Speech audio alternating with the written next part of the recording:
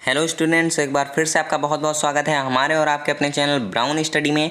आज मैं आपके लिए लेकर के आ गया हूँ टॉप 20 बायोलॉजी के क्वेश्चंस का पार्ट 4, जिसमें आपको मोस्ट इंपॉर्टेंट क्वेश्चन मैं देने वाला हूँ जो कि काफ़ी बार प्रीवियस ईयर में पूछे जा चुके हैं। तो चलिए आज की वीडियो को स्टार्ट करते हैं। उससे पहले जिन लोगों ने चैनल को सब्सक्राइब नहीं किया है वो चैनल को सब्सक्राइब कर लें और साथ ही साथ बेल आइकन को दबा लें ताकि ऐसे ही लेटेस्ट वीडियोज़ आपको मिलती रहें। तो चलिए अपने फर्स्ट क्वेश्चन की ओर बढ़ते हैं। फर्स्ट क्वेश्चन आपकी स्क्रीन पर यहाँ पर दिया गया है। पूछा जा रहा है यहाँ पर आपसे, जीव विज्ञान के जनक कौन हैं। आपको यहाँ पर बताना है कि जीव विज्ञान के जनक कौन हैं। तो यहाँ पर आपको ऑप्शन दिए गए हैं लैमार्क, डार्विन, अरस्तू या फिर इनमें से कोई नहीं। तो यहाँ पर आपका राइट आंसर क्या हो जाएगा। ये क्वेश्चन तो आपको आ ही जाना चाहिए क्योंकि ये क्वेश्चन मैंने प्रीवियस वीडियोस में भी काफ़ी बार बताए हैं। तो यहाँ पर पूछा गया कि जीव विज्ञान के जनक कौन हैं, तो यहाँ आपका राइट आंसर हो जाएगा अरस्तू। क्या हो जाएगा, अरस्तू आपका राइट आंसर हो जाएगा। चलिए बढ़ते हैं नेक्स्ट क्वेश्चन की ओर। नेक्स्ट क्वेश्चन यहाँ पर दिया गया है, सेकंड नंबर बोला जा रहा है यहाँ पर, वनस्पति विज्ञान का जनक किसे कहा जाता है। आपको यहाँ पर बताना है कि वनस्पति विज्ञान का जनक किसे कहा जाता है। तो यहाँ पर आपको ऑप्शन दिए गए हैं थियोफ्रेस्टस, डार्विन, लैमार्क या फिर अरस्तू। तो यहाँ पर जो आपका राइट आंसर हो जाएगा वो हो जाएगा थियोफ्रेस्टस। क्या हो जाएगा, थियोफ्रेस्टस आपका राइट आंसर हो जाएगा। अब इससे जुड़े हुए कुछ मैं लॉजिक बता देता हूँ, फैक्ट बता देता हूँ। थियोफ्रेस्टस जो थे ये अरस्तू के कौन थे, तो शिष्य थे। कौन थे, शिष्य थे। ठीक है, अरस्तू के शिष्य का नाम क्या था, थियोफ्रेस्टस था। और अरस्तू ने जीव विज्ञान की खोज की, या बोल सकते हैं जीव विज्ञान के जनक माने जाते हैं। और थियोफ्रेस्टस जो कि इनके शिष्य थे, उन्होंने वनस्पति विज्ञान की खोज की, जिसके बारे में कहा जाता है कि वनस्पति विज्ञान का जनक कौन है, तो बोला जाता है थियोफ्रेस्टस। उम्मीद करता हूँ आपको दोनों क्वेश्चन अच्छे से समझ में आ गए होंगे। चलिए बढ़ते हैं अपने नेक्स्ट क्वेश्चन की और। नेक्स्ट क्वेश्चन यहाँ पर दिया गया थर्ड नंबर, बोला जा रहा है यहाँ पर, बॉटनी शब्द की उत्पत्ति किस भाषा के शब्द से हुई है। आपको यहाँ पर बताना है कि बॉटनी शब्द जो है वो किस भाषा का शब्द है। तो यहाँ पर जो आपको ऑप्शन दिए गए हैं, बोला जा रहा है ग्रीक, लैटिन, फ्रेंच या फिर पुर्तगाली। तो यहाँ पर आपको बताना है इनमें से कौन सा आपका राइट आंसर हो जाएगा। तो यहाँ पर आपका राइट आंसर हो जाना है ग्रीक। क्या हो जाएगा, ग्रीक आपका राइट आंसर हो जाएगा, क्योंकि बॉटनी शब्द की जो उत्पत्ति हुई थी वो ग्रीक भाषा के शब्द से हुई थी। चलिए बढ़ते हैं अपने नेक्स्ट क्वेश्चन की ओर। नेक्स्ट क्वेश्चन यहाँ पर दिया गया फोर्थ नंबर, बोला जा रहा है यहाँ पर, डेंड्रोलॉजी का संबंध किससे है। आपको यहाँ पर बताना है कि डेंड्रोलॉजी जो होता है उसका संबंध किससे है। तो यहाँ पर आपको ऑप्शन दिए गए हैं पौधों के अध्ययन से, पुष्पों के अध्ययन से, झाड़ियों के अध्ययन से या फिर वृक्षों के अध्ययन से। तो यहाँ पर आपका राइट आंसर क्या हो जाएगा, यहाँ पर आपका राइट आंसर हो जाएगा झाड़ियों के अध्ययन से। ठीक है, डेंड्रोलॉजी क्या होता है, झाड़ियों का अध्ययन होता है। चलिए बढ़ते हैं अपने नेक्स्ट क्वेश्चन की और। नेक्स्ट क्वेश्चन स्क्रीन पर दिया गया है फिफ्थ नंबर, बोला जा रहा है यहाँ पर आपसे, पुष्पों का अध्ययन क्या कहलाता है। आपको यहाँ पर बताना है कि पुष्पों का अध्ययन क्या कहलाता है। मतलब आपका क्या हुआ कि पुष्प कहाँ पर, किस लॉजी में या किस शाखा में विज्ञान की पुष्पों का अध्ययन किया जाता है। तो यहाँ पर आपको जो ऑप्शन दिए गए हैं, बोला जा रहा है फिनोलॉजी, एंथोलॉजी, एगेस्टोलॉजी या फिर इनमें से कोई नहीं। तो यहाँ पर आपका राइट आंसर क्या हो जाएगा, राइट आंसर आपका हो जाएगा एंथोलॉजी। क्या हो जाएगा, एंथोलॉजी आपका राइट आंसर हो जाएगा। चलिए बढ़ते हैं अपने नेक्स्ट क्वेश्चन की और। नेक्स्ट क्वेश्चन यहाँ पर स्क्रीन पर दिए गए 6 नंबर, बोला जा रहा है यहाँ पर, स्पर्मोलॉजी में किसका अध्ययन किया जाता है। आपसे पूछा गया स्पर्मोलॉजी में किसका अध्ययन किया जाता है। तो यहाँ पर आपका राइट आंसर क्या हो जाएगा, राइट आंसर आपका हो जाएगा बीज। किसका अध्ययन किया जाता है, तो यहाँ पर हो जाएगा राइट आंसर बीज। चलिए बढ़ते हैं अपने नेक्स्ट क्वेश्चन की और। नेक्स्ट क्वेश्चन दिया गया है स्क्रीन पर 7 नंबर, बोला जा रहा है, पीडोलॉजी में किसका अध्ययन किया जाता है। आपको बताना है यहाँ पर कि पीडोलॉजी में किसका अध्ययन किया जाता है। तो यहाँ पर आपको ऑप्शन दिए गए भूमि का, फलों का, चट्टानों का या फिर पौधों का। तो यहाँ पर आपका राइट आंसर क्या हो जाएगा, राइट आंसर आपका हो जाएगा भूमि का।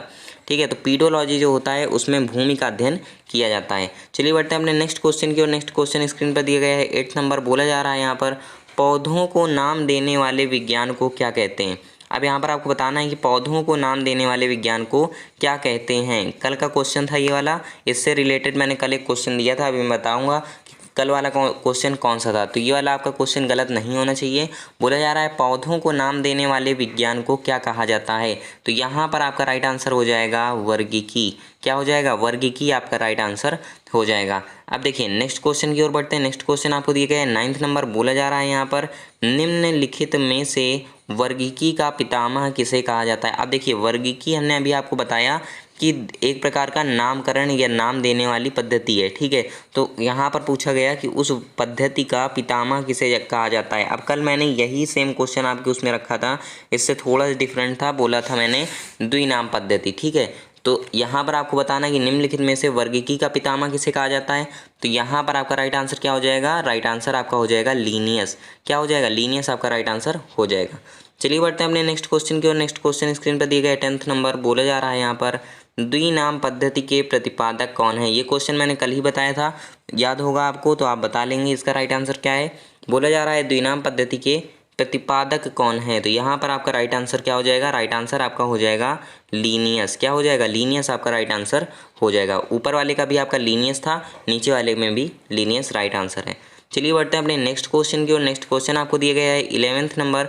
बोला जा रहा है यहाँ पर जो जीवाणु आकार में सबसे छोटे होते हैं उन्हें क्या कहा जाता है। आपको यहाँ पर बताना है कि ऐसे जीवाणु को क्या कहा जाता है जो बहुत ही छोटे आकार के होते हैं। तो यहाँ पर आपको दिए गए हैं ऑप्शन वाइब्रियो, गोलाणु, दंडाणु या फिर स्पाइरिला। तो यहाँ पर आपका राइट आंसर क्या हो जाएगा, राइट आंसर आपका हो जाएगा गोलाणु। क्या होते हैं, गोलाणु होते हैं जो सबसे छोटे छोटे जीवाणु होते हैं, ठीक है। उम्मीद करता हूँ ये क्वेश्चन भी आपको समझ में आ गया होगा। चलिए बढ़ते हैं अपने नेक्स्ट क्वेश्चन की ओर। नेक्स्ट क्वेश्चन आपकी स्क्रीन पर दिए गया है 12 नंबर। बोला जा रहा है यहाँ पर निम्नलिखित में से कौन सा रोग बैक्टीरिया से होता है। अब आपको यहाँ पर बताना है कि बैक्टीरिया से कौन सा रोग होता है।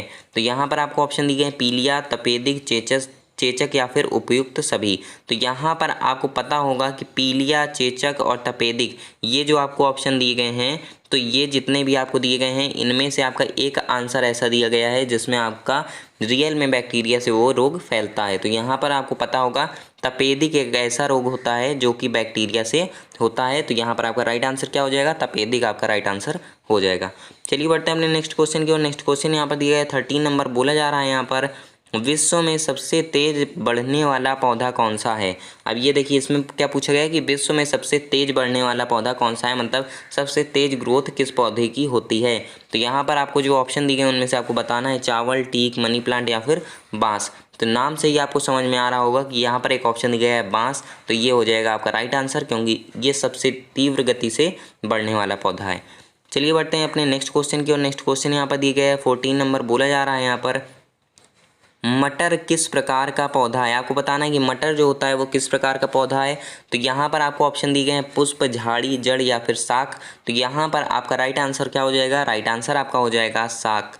किस तरीके का पौधा होता है मटर, तो शाख होता है मटर का पौधा, ठीक है। चलिए बढ़ते हैं अपने नेक्स्ट क्वेश्चन की और। नेक्स्ट क्वेश्चन यहाँ पर आपको दिया गया है 15 नंबर। बोला जा रहा है यहाँ पर निम्नलिखित में से विटामिन सी का सबसे अच्छा स्रोत क्या है। आपको बताना है यहाँ पर कि विटामिन सी का सबसे अच्छा स्रोत क्या होता है। अब देखिए ऑप्शन में से आपका मिर्च दिया गया है वो तो बिल्कुल रॉन्ग हो जाएगा। आपके बचे क्या ऑप्शन, नींबू, संतरा या फिर आंवला। इन तीनों में से आपको बताना है। तो यहाँ पर आपका राइट आंसर क्या हो जाएगा, राइट आंसर आपका हो जाएगा आंवला। क्या हो जाएगा राइट आंसर, आंवला आपका राइट आंसर हो जाएगा, क्योंकि विटामिन सी का सबसे अच्छा स्रोत होता है आंवला। चलिए बढ़ते हैं अपने नेक्स्ट क्वेश्चन की और। उससे पहले मैं बता देता हूँ ये पीडीएफ जिन लोगों को भी लेना हो वो डिस्क्रिप्शन बॉक्स को ओपन करें, वहाँ पर आपको एक लिंक मिलेगी, उसे टच करें, वहाँ से आप डायरेक्ट अपने टेलीग्राम चैनल में पहुँच जाएंगे। वहाँ से टेलीग्राम चैनल को ज्वाइन कर लीजिए, वहीं पर डेली के डेली पीडीएफ प्रोवाइड करा दिए जाते हैं।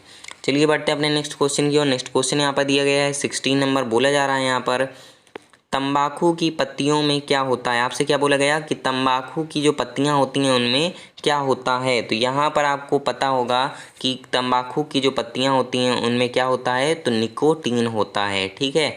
यहाँ पर आपका राइट आंसर क्या हो जाएगा, निकोटीन आपका राइट आंसर हो जाएगा। चलिए बढ़ते हैं अपने नेक्स्ट क्वेश्चन की और। नेक्स्ट क्वेश्चन यहाँ पर दिया गया 17 नंबर। बोला जा रहा है दालें किसका एक अच्छा स्रोत है। आपको बताना है यहाँ पर कि दाल जो होती हैं जितनी भी वो किसका स्रोत होती हैं। तो यहाँ पर आपको ऑप्शन दिए गए हैं सेल्यूलोज, वसा, प्रोटीन या कार्बोहाइड्रेट। तो यहाँ पर इस क्वेश्चन का आपका राइट आंसर क्या हो जाएगा, राइट आंसर आपका हो जाएगा प्रोटीन। तो दालें जो होती हैं वो किसका एक अच्छा स्रोत होती हैं, प्रोटीन का एक अच्छा स्रोत होती हैं। चलिए बढ़ते हैं अपने नेक्स्ट क्वेश्चन की और। नेक्स्ट क्वेश्चन यहाँ पर आपको स्क्रीन पर दिया गया है 18 नंबर। बोला जा रहा है यहाँ पर किस वनस्पति खाद्य में अधिकतम प्रोटीन होती है। आपको ये क्वेश्चन भी पता होगा कि कौन सी ऐसी वनस्पति खाद्य है जिसमें सबसे अधिक प्रोटीन होती है। बोला जा रहा है ऑप्शन में मटर, सोयाबीन, चना या फिर अरहर। तो यहाँ पर आपका राइट आंसर क्या हो जाएगा? राइट आंसर आपका हो जाएगा सोयाबीन। सोयाबीन जो होती हैं उनमें सबसे ज़्यादा मात्रा में प्रोटीन पाई जाती है। चलिए बढ़ते हैं अपने नेक्स्ट क्वेश्चन की ओर। नेक्स्ट क्वेश्चन आपकी स्क्रीन पर दिया गया है 19 नंबर। बोला जा रहा है यहाँ पर निम्नलिखित में से किसे जैव उर्वरक के रूप में प्रयोग किया जाता है।